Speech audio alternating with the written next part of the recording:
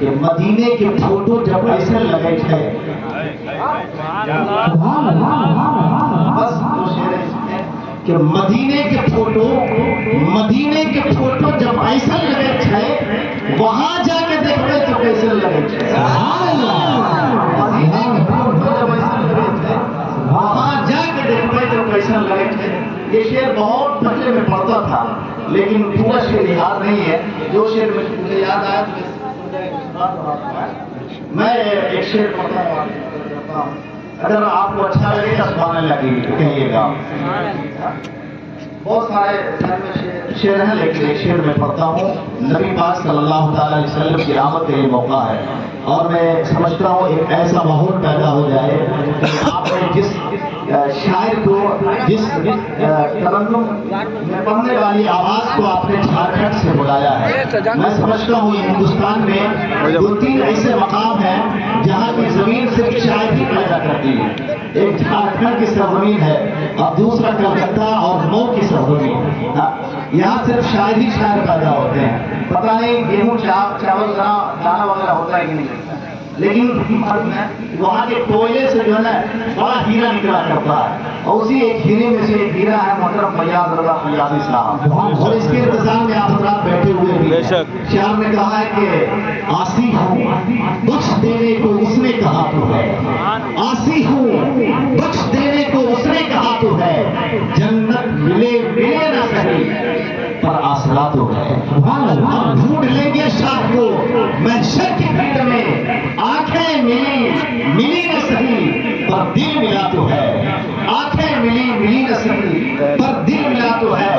اور شاعر نے کہا ہے کہ ہر شے میں اگر آپ کا جلوہ نہیں ہوتا ہوتی ہی نہیں شام سویرا نہیں ہوتا.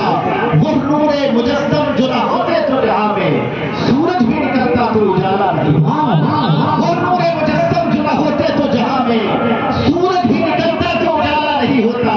اور زمین سے آسمان تک ہر ستارہ مصطفیٰ کا ہے.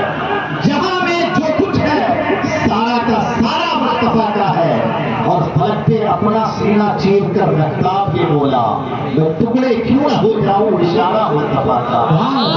میں ٹکڑے کیوں نہ ہو جاؤں اشارہ مصطفیٰ کا ہے. اور محترم سید شیراز صاحب جب پڑھ رہے تھے مجھے ایک شعر یاد آ رہا تھا. بہت مشہور شعر ہے کہ نام محمد سے خوشبوئے وفا آتی ہے.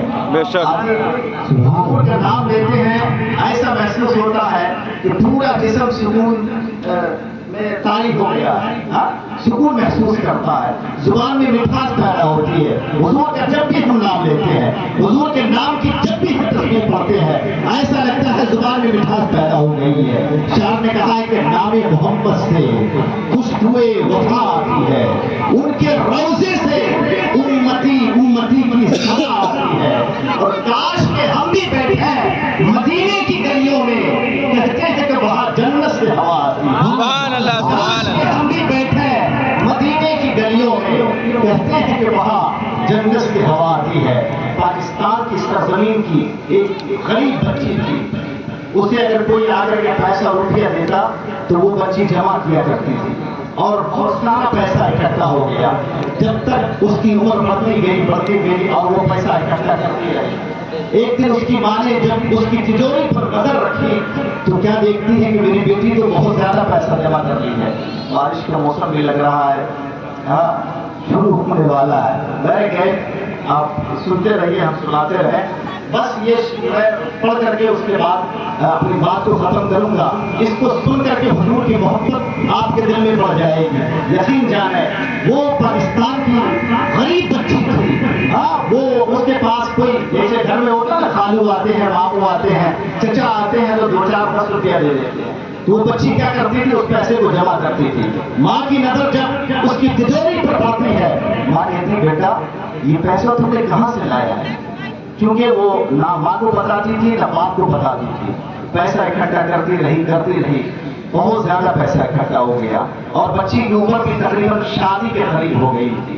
ماں پوچھتی ہے بیٹی یہ پیسہ کہاں سے لائی ہے.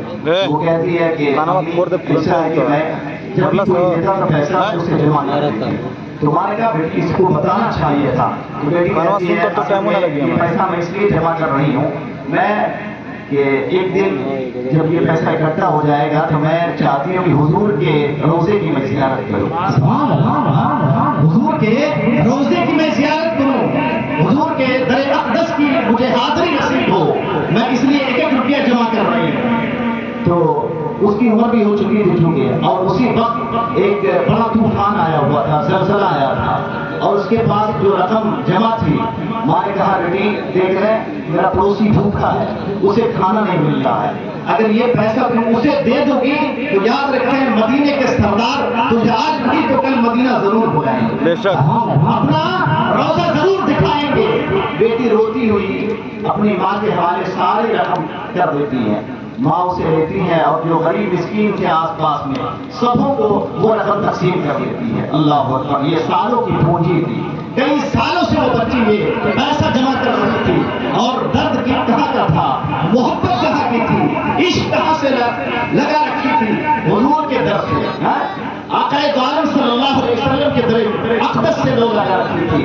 معلوم ہے جب پیسہ وہ دی تھی تو اس کے دل پر کیا گزرا ہوگا آپ خود سوچ سکتے ہیں. پیسہ دے دیتی ہے, کچھ ہی دنوں کے بعد اس کے گھر پر ایک بہترین رشتہ آتا ہے, ایک بہترین رشتہ آتا ہے. معلوم ہے وہ لڑکا کہاں رہتا تھا, مدینہ شریف میں رہتا تھا, مدینہ شریف میں رہتا تھا. رشتہ طے ہو جاتا ہے, نکاح ہونے کے بعد وہ لڑکا کہتا ہے میں اپنی بیوی کو یعنی اس لڑکی کو میں اپنے ساتھ مدینہ لے جانا چاہتا ہوں. سبحان اللہ, میں مدینہ لے کے جانا چاہتا ہوں. اللہ اکبر, سوچیں اگر کوئی بندہ غریبوں کی اور مسکینوں کی مدد کرتا ہے تو یاد رکھیں مدینے کے سرکار اسے رسوا نہیں کرتے ہیں, اسے اپنے در کی حاضری نصیب کرتے ہیں, اور بار بار اسے حاضری نصیب ہوتی ہے. اور ایک وقت آتا ہے کہ وہ اپنے شوہر کے ساتھ مدینے کو جاتی ہے, اور وہ بچی کہتی ہے میں سوچی تھی اور پیسہ اس لیے جمع کی تھی کہ ایک بار میں سرکار کے در پر چلی جاؤں, لیکن آقا کریم کی نظر کرم اس قدر ہوا کہ میں تہجد کی نماز بھی مسجد نبوی میں پڑھا کرتی ہوں. سبحان اللہ, یہ ہے حضور سے محبت کا ثمرہ, حضور سے محبت کا نتیجہ. اس لیے حضور سے سچی محبت کریں. علامہ اقبال نے کہا ہے کہ محمد سے وفا تھوڑے تو ہم تیرے ہیں, یہ جہاں چیز ہے کیا لہو قلب تیرے ہیں, یہ جہاں چیز ہے کیا لہو قلب تیرے ہیں. میں چاہتا ہوں تیزی کے ساتھ محترم فیاض رضا فیاضی کو آپ کے حوالے کروں. نعرہ تکبیر, نعرہ رسالت, جشن عید میلاد النبی, نعرہ تکبیر, نعرہ رسالت.